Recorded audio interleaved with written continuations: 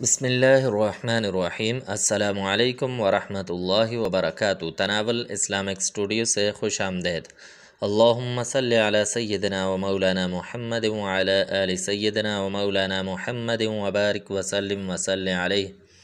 معزز خواتین و حضرات، تناول اسلامک اسٹوڈیو سے آج ہم جو وظیفہ لے کر حاضر ہوئے ہیں وہ ہے شوال کے مہینے سے متعلق۔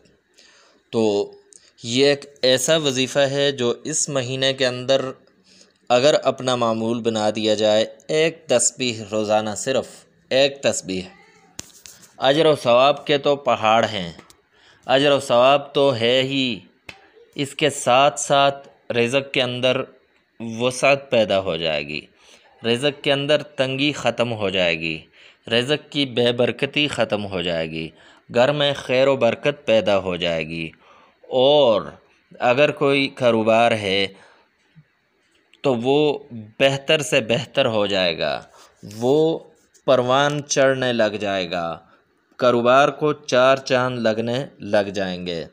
اگر کوئی نوکری کا مسئلہ ہے، جاب کا مسئلہ ہے تو وہ مسئلہ حل ہو جائے گا۔ تو اس وظیفے کو اپنا معمول بنائیں۔ میں تو یہ کہتا ہوں کہ شوال ہے، اس کو اپنی زندگی کا معمول بنانا چاہیے، اجر و ثواب کا باعث ہے، خیر و برکت کا باعث ہے۔ تو اس مہینے میں اس وظیفے کو اپنا معمول، جتنے دن بھی رہ گئے ہیں ان کے اندر تو کم از کم معمول بنائیں ہی، لیکن پوری زندگی روزانہ اس کی ایک تسبیح کا معمول بنائیں۔